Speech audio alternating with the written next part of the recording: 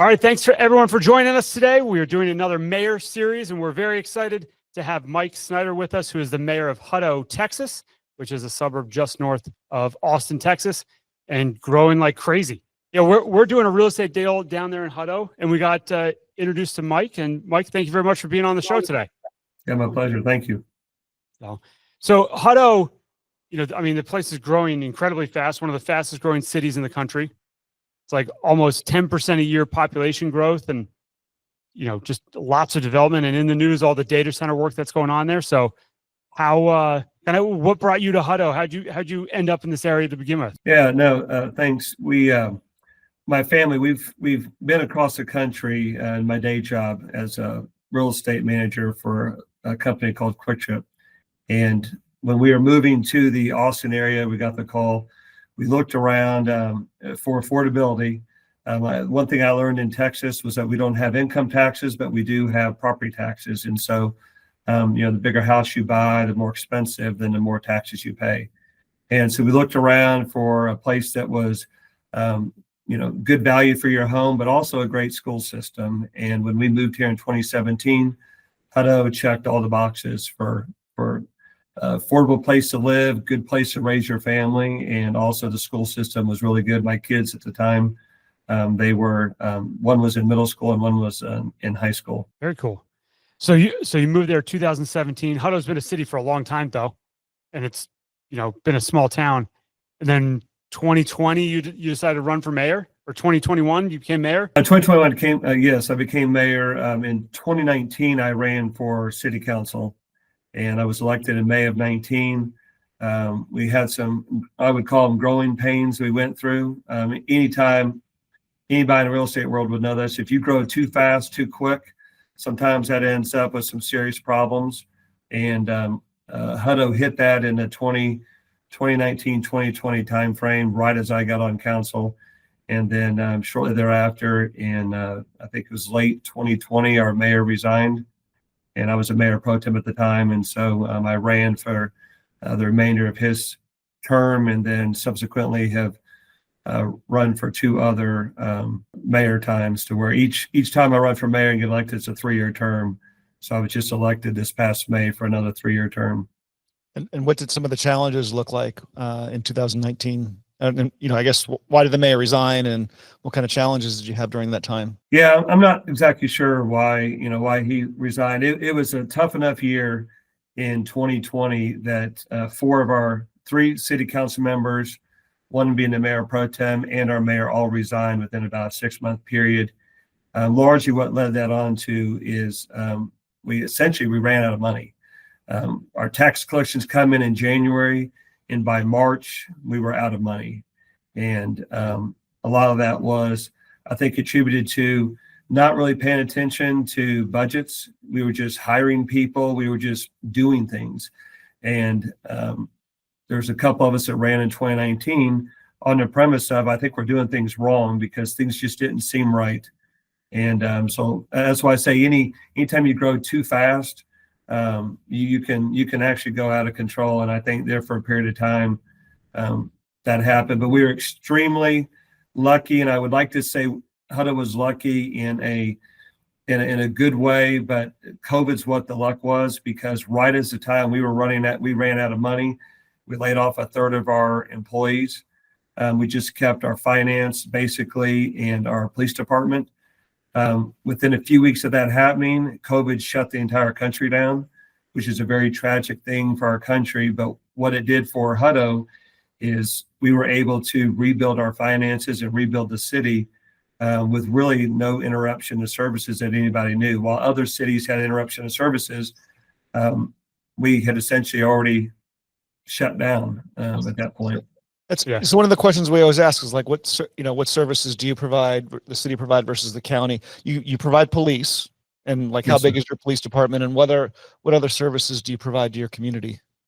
That's a great question, because one of the things that confuses a lot of people that move into Hutto and into Texas from all over the country is they're not used to the Texas way of doing business. And so in our city, and each city's different, each county is somewhat different. In our city, we have police.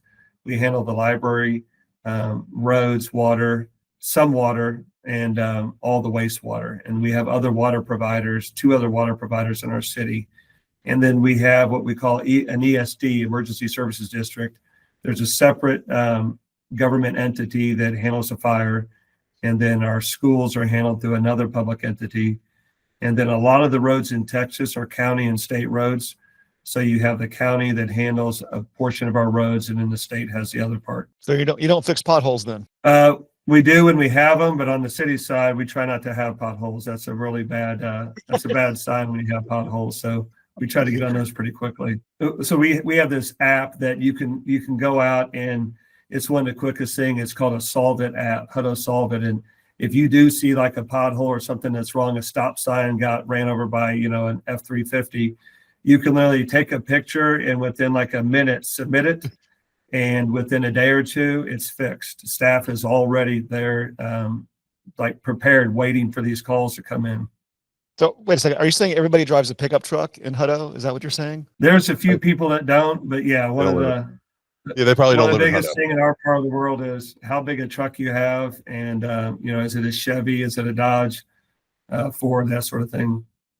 And Atlanta, we have all the TRX trucks, but they keep getting stolen from our airport. TRX, okay. So you can't have them here anymore. And we have cyber trucks too. Have the cyber trucks made it there yet? They do. Actually, they're made. So cyber trucks are made about maybe 20, 25 minutes south of Hutto. We actually have a Tesla, one of their office. I don't know what they do there exactly, but they have an office in Hutto. And then right on the edge of town, there's a rail spur, and that's where they load them up. So at night, 8 o'clock at night, you see all these tractor trailers with the cyber trucks going to the rail spur that then in turn is getting on the train and ship them across the country and the world. Pretty cool. Yeah. So do you measure your population growth based on basically how many F-350s are on the road? Or is it actually like households or people? I mean, we were looking at the population growth more seriously, but like in 2000, it was under 5,000 people. And now you guys are, right on the heels of 50,000 people in 20, 25 years. I mean, that's pretty incredible. Like, to your point of kind of growing broke, right? That you basically came in, kind of rescued the city out of that. How do you forecast that kind of population growth, and how are you forecasting it going forward? Yeah, that's a great question. It's crazy, the growth that we had. Prior to 2019, we maybe had 600 or 700 homes a year that would be built. And then one of the interesting things that happened in 2020 with the shutdown, it kind of froze maybe the residential building market in a lot of areas. And coming out of that in 21, we went from 700 homes to 2,100 homes. And I don't know the exact number. It's like 3-point-something people per household. But just in that 1 year, we went from, maybe 17 or 18,000 people. We added 6,000 people in 1 year. And even with interest rates, we're over 1,000 new homes a year. And so from a forecasting standpoint, you kind of overcorrect a little bit. And we went on, I think before that big bump, we weren't prepared for it, obviously. And then when it hit, we went through and had to spent a year updating all of our models, all of our long-range planning to make sure that, hey, if this growth continues, what roads are we going to do? How are we going to widen them? How is this all going to be paid for? And all done in a manner that's not going to price people out of their homes. Yeah. When we're looking at growth, I mean, Hutto's a unique situation where you have not only a lot of residential growth, but the data center projects and the industrial components that are happening in Hutto. You have these two massive growth segments, and like, how do you piece them together? So what are you guys doing from a city standpoint to map out? You have one of the largest data center projects in the country that's built in Hutto, and then you also has a huge amount of population.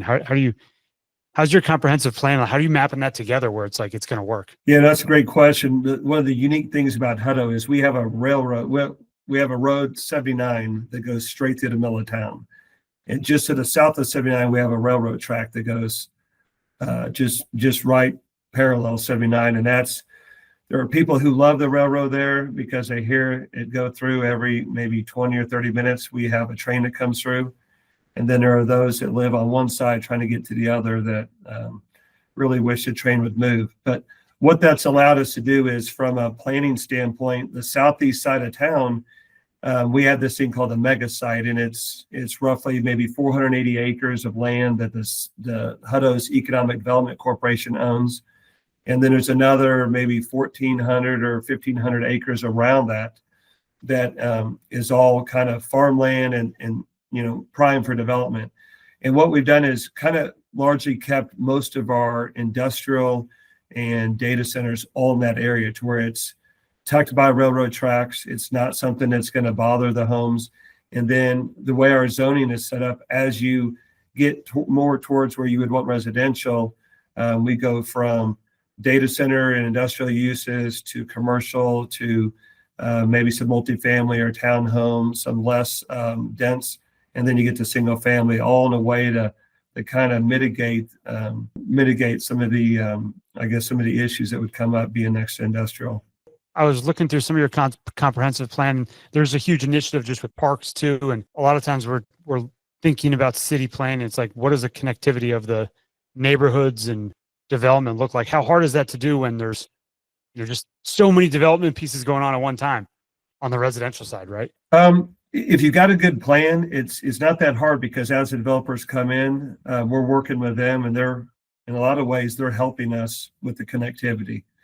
And so we have parkland that you're supposed to donate or a fee in lieu of if you're trying to maybe maximize your development.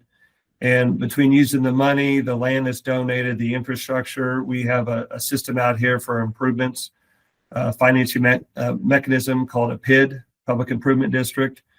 We use money from that. That allows developers to invest a little bit more in some of our trails and some of those connectivity and parks, generate off that PID to also then invest back into it. So it's really a collaborative effort from, most developers. The vast majority are trying to build a really good development they're proud of, and they know the expectations of the public.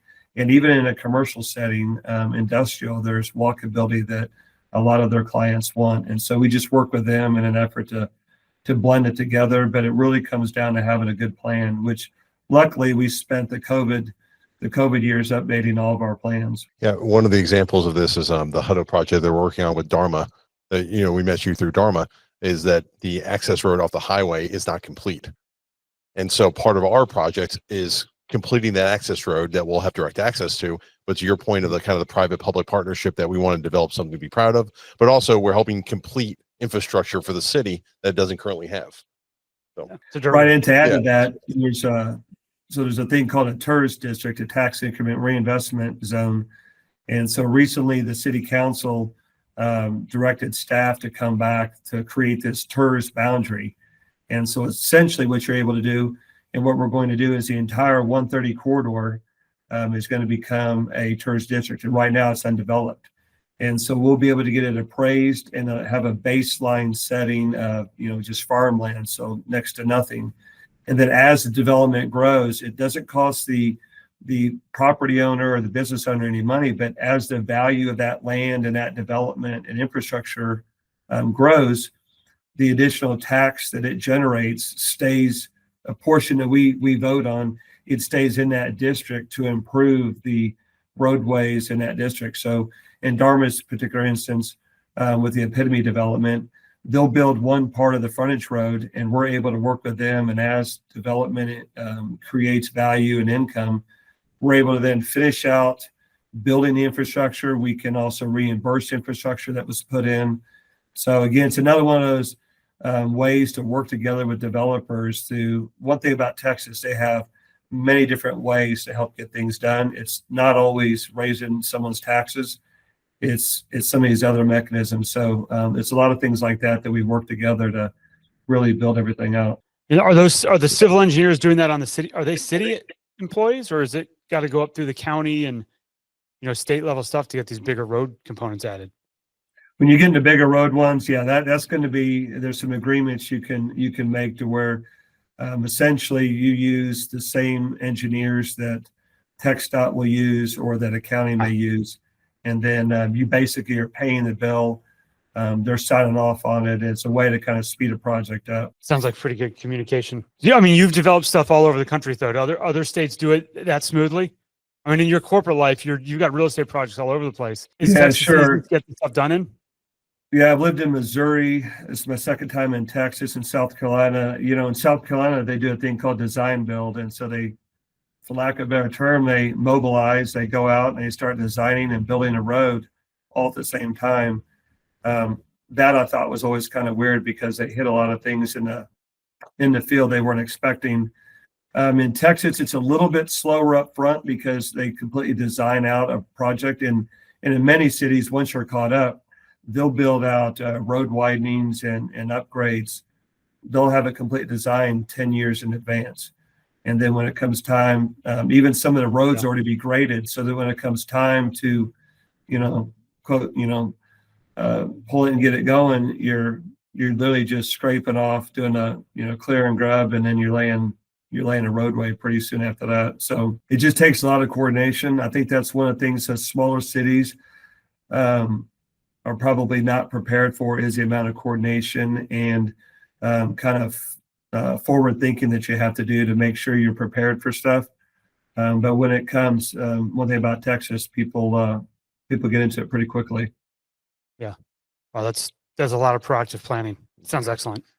It's got to make things a lot easier. So another question for you, the ETJ component of Hutto and just really Texas as a whole is like, how does that, can you just explain a little bit about how that works in this extraterritorial jurisdiction that Hutto is utilizing? Other cities are as well in Texas. Now that, how does that work to your advantage? Yeah, sure. That's another unique characteristic. When I lived in South Carolina, we lived in the county.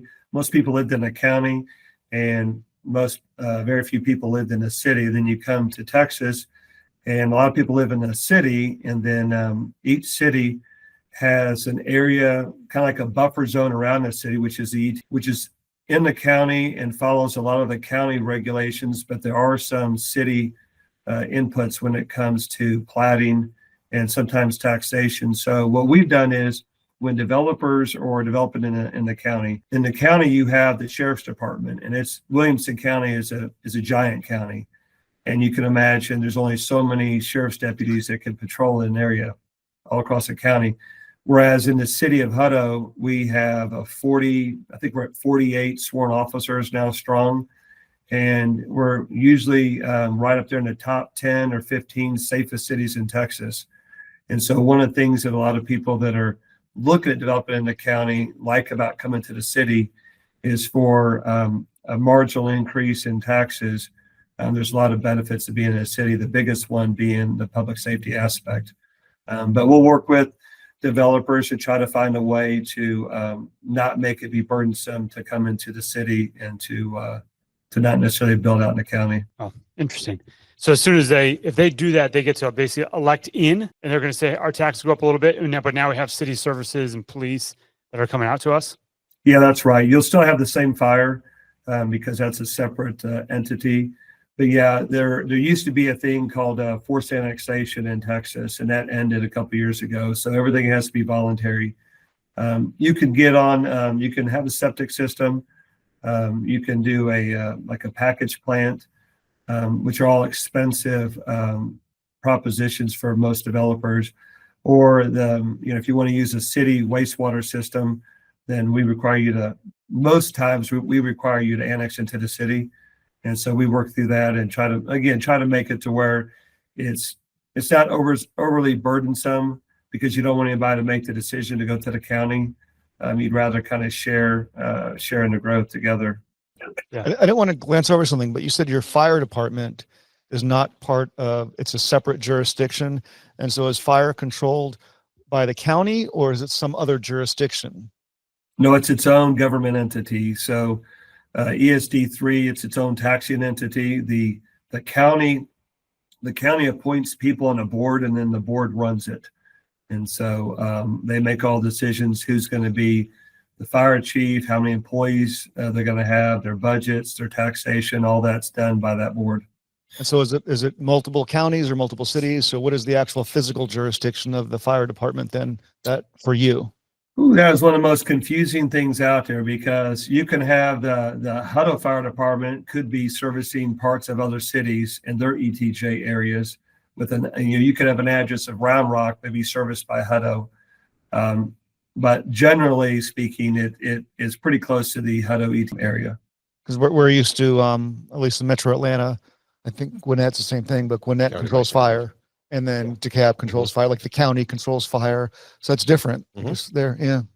And in some cities have absorbed their ESD, and at some point, a lot of the major cities, what they've done is, lack of a better term, they've taken over their ESDs to where now it's a city department, not a separate entity. Because it gets kind of confusing when you get your bill and you're thinking, man, I mean, how many different people do I got to keep track of that's passing budgets and taxing me? And it's quite a few in the smaller cities.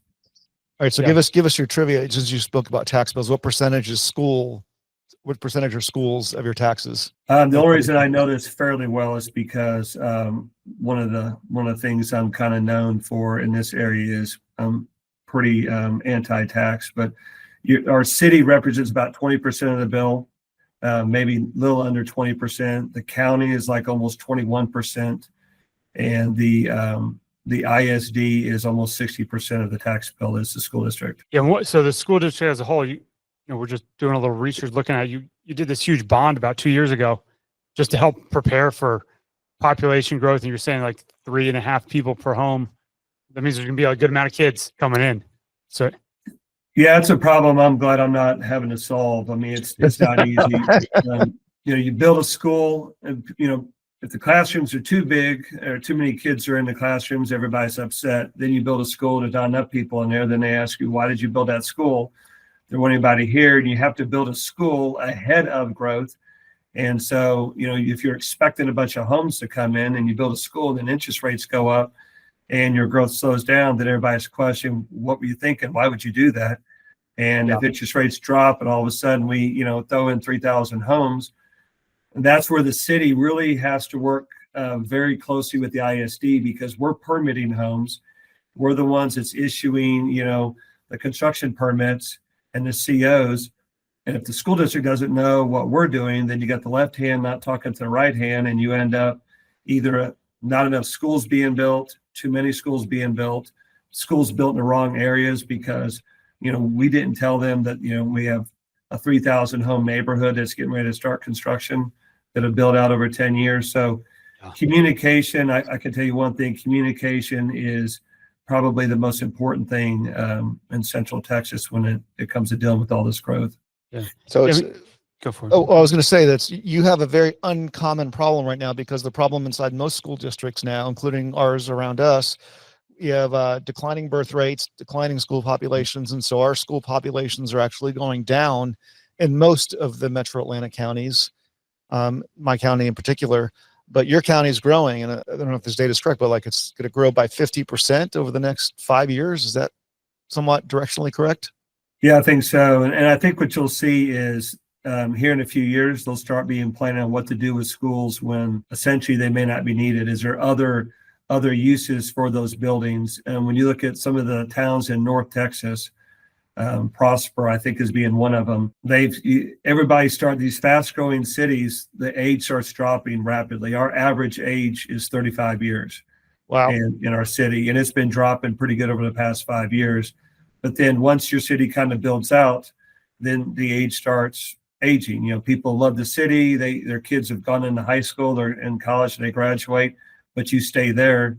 And so then I think it really becomes even more important with the communication aspect in terms of, what are we seeing in terms of demographics? What's the school district seeing in terms of demographics, and making sure that, the last few schools that we're doing, we're not, the city's not doing something to hurt the school district in a manner of their planning. And with 10,000 students, do you have more than one high school, or is it just one high school and a big high school, or do you have multiple small high schools?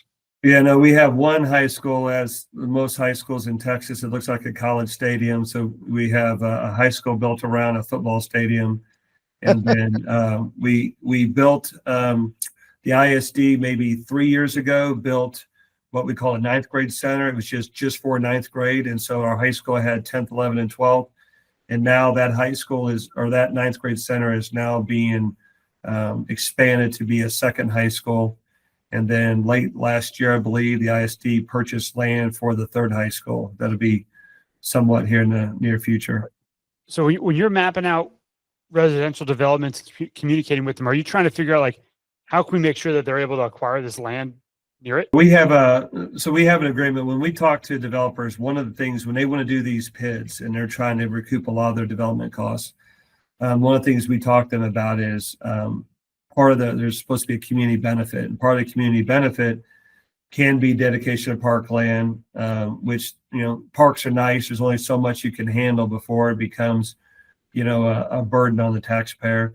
But then also, is there land that can be used for the school system? And some of these bigger neighborhoods, if you're building a 2,000 or 3,000 home neighborhood, one of the selling points is to have an elementary school. So there's a lot of developers who look at that as a way to kind of help their development by, in essence, donating 40 or 50 acres for a school site. And so we try to get everybody together to help that along. And so the school, so you're still on the expansion part. And then I think you kind of said this before, when you expand, you're always going to expand ahead of, well, if you're doing it correctly, your capacity is matching your building, but it's never going to be perfect. And so you're either ahead or behind. And so that means you either have overcrowded schools or underutilized schools. Either one, you're going to get pinged on. So there's never going to be like a perfect fit because of the growth. That's right. I mean, I try to make people happy, but one thing I learned several years ago was you can't make everybody happy. And so it's funny, we don't raise taxes for, I think this is our second year in a row we didn't raise taxes. And but another entity raised taxes. And so someone's bill went up, we still got in trouble and got talking to by the people for the taxes going up because, they're not going to spend their time worrying about which entity. They want us all to lower their taxes. And so we all catch hell on things. So you just learn that's part of the job, and you just keep trying to do your best. Remember John Park, one of our local mayors, he said something about STP, and this will be something you could remember, but it's always the same 10 people who come and complain about everything. Do you have that STP going on in your jurisdiction too? It's the same 10 people? Yeah, Facebook is really big in our city, so it might be, like the same 20 or 30 people, but it's the same group of people. And I always invite them to come out to our community events to see, that, Hutto is unique. There's 54 languages spoken in Hutto, and the diversity in our city is amazing. And so what I always tell people is we have first world problems out here. I mean, we have a growing economy. There's a lot of parts of the United States that would kill to have the growth that we have. And so I'm not saying we should be okay with traffic at rush hour. We don't want our roads to turn in like 75 or 85 in Atlanta. But what's wrong with it's perfect. We don't know any better. It's just the way we live our life. Whoa. I remember going down there and I was like, wow, but our main road through town looks like 75 most nights. And so but I tell people, we're working to solve these problems. They are somewhat first world problems because people would kill to have the growth. But let's also look at the community part, the things that to have all these people coming from all across the world into our city, the things that you can learn from them and experience, let's look at it all as a bigger picture. And so we're still working on those 10 people, but God bless them. Yeah. So Mike, the whole talking about growth, the whole Skybox, the data center project that came in, and you guys have the section of town that you're doing it in. How big has that been for like just planning and growth around the city? Well, what we did is, again, because our property taxes are the big thing, and you don't want swings in valuations. Our city last year was roughly $5.5 billion is the value of the city when it comes to taxing. When this data center complex comes out, it could be upwards of $8 to $10 billion in valuation. The issue is the real property maybe is $1 billion or $2 billion, but the personal property, when you get into the servers and things, that could be the 5 or 6 billion. And our understanding is that's depreciated at 30% every year. So potentially, you're not expecting it all built out and all depreciate in 1 year, but in any 1 year, your valuation of your city could go from 6 billion to 8 billion. And then tax rates start dropping, you adjust everything. And then all of a sudden 30% of that 2 billion gets depreciated. So now you go from 9 billion to 8 billion, and now you got to rapidly adjust your tax rates. So what we've done as a city, part of that is in a TERS. And so I think it's 50% of all the property taxes going into a district that's going to rebuild a whole bunch of infrastructure for the east side, which really hasn't developed quite yet.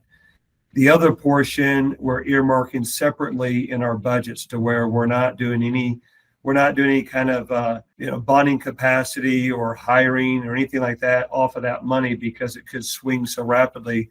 We're projecting that money to be for one-time uses to where our budget, I want to say our taxes are maybe 24 million a year. And the data center, I think here in a year or two, we're expecting 6 million a year on the 50% to come into the city. So we don't want to go out and spend that on a reoccurring expense. We want those to be one-time items so that should data centers go away, should something happen, we think it's the fiscally responsible thing to do is do one-offs and really work on infrastructure with the money. I think lots of people that's a good answer. Yeah. People like that. Yeah. How's the city and your populace perceiving data centers and the kind of their use and demand on electricity, on water? We were reading that they take 1 to 2 million gallons of water a day for cooling. How are you guys, number one, keeping up with that? And number two, how are people perceiving data centers coming in? Yeah. So data centers is a big talk, especially in Central Texas. What we've experienced is different than some of the older data centers. So water has become an issue everywhere. The new data centers, we have one building that's now they're equipping, and there's 3 buildings that are in development right now, with one being equipped, one almost done, and one that broke ground on. One building, the water usage now, it's a closed loop system, and one building will use the equivalent of 5 households of water. So water is now, in this area of the world, water is, because it's an issue, the market adapted pretty quickly. So from a water usage standpoint, some people will go and be concerned about data centers because of the old tech, if you will. But the new tech, I mean, you take say 200 acres and you build 1 million square feet of data centers, and you're using 15 to 20 homes worth of water. That's nothing. Now, it's probably less than if you built that residential. Yeah. What's that? That's less than if you developed it for residential. Oh, definitely. And where we like the, and I'm not speaking for the council, but generally I would say the council likes data centers because they provide a very high value to tax. They have relatively very few people that work. There may be 100 at each building of employees that are high income employees.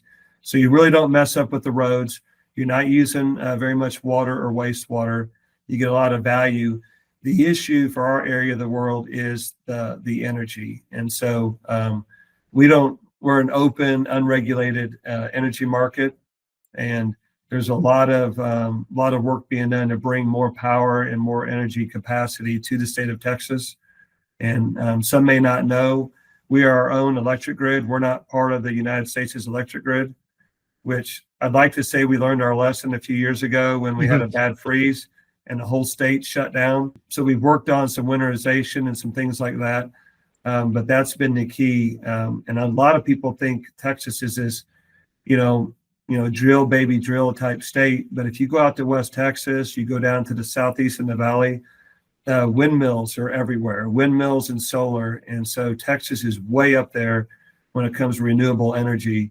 And we kind of hit it from all facets because the state's growing so fast. But overall, we haven't had a whole lot of pushback on data centers. We did have one that wanted to go to a neighborhood, and they quickly designed it to look like an office building and to mitigate any kind of sound that would happen. So I think they understand the issues, and these guys are smart. They got to move fast, and they're providing projects that they already know what the issues are. And it's a lot easier to say yes when you have a developer that is really working to be an asset to your community. Yeah, pretty cool. Okay, one last question for you here, Mike. Appreciate your time here, but if you could basically, if you could snap your fingers, Hutto's got one amenity tomorrow, and there's no cost to it. What would you guys get? Well, I think it would have to be a community/convention center. We really don't have places. We've grown so fast, so quick, that one of the things we don't have is a place for the community to get together and meet. We have parks and pavilions, but what a community center would, they would be naming streets after people that whoever brought a community center to the town. And so you do you own or rent your own city hall, your city offices? We do own that building. But so there's no space around your city hall to build like a big public space or some type of whatever to feed the community? Yeah, no, that was part of the co-op, and that's kind of a high dense multi-use deal. We actually just landed a company from the Netherlands, ASML, just opened up an office in a building. We have I think it's a 5-story building that's built right in front of the city hall, and there's more, there's some apartments and some more office buildings that are slated to go up. Yeah, very cool. Very cool. All righty. Well, Mike, thank you very much for the time today. We are excited to have the conversation with you. We're excited to be doing some deals in Hutto too. Yeah, well, thank you, and appreciate you guys' time. It was great to meet you all. Thank you. Great. Thanks, Mike. Good meeting you. Yep. All right.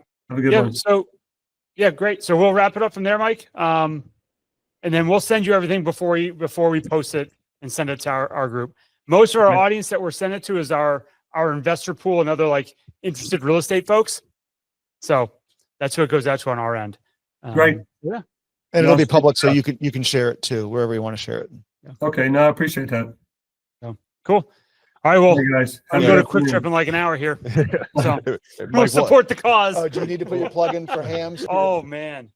You need to So put your have you ever heard of Ham's beer? Hams, you're going way back. Yeah. That's So back they- in like the Schaefer and the Pearl days. Yeah. Schlitz, all like they used to have it at the QT here, and then QT stopped carrying it in Georgia for some reason. We used to So- carry Quitting Time, and it's actually Quitting Time. I'll show you this. It just came back, and so all the old beers. It's a nostalgic thing to go back and drink the beer your dad used to drink. And, Yeah. Oh, so wait, You know- QT Yeah, is quitting time? No, but it's yeah. It's just a beer. It's not okay. Nothing to do with Quick Trip. All right, No, so he well, wants to put a Quitting plug Time in. is a Quick Trip beer, Yeah. but But it's it's just Quick Trip. What's interesting is Quick Trip in the original markets were known as Quick Trip, but our signs always said QT. And for whatever reason, when we opened up in Atlanta and the Carolinas and in Texas, no one took to the Quick Trip name; they took to QT. So we're QT in a lot of markets. It's the exact same branding, but we're known as Quick Trip in some and QT in others. And then Quitting Time is just a thing they ran out and did back in the 70s. Awesome. Yeah, but you can't.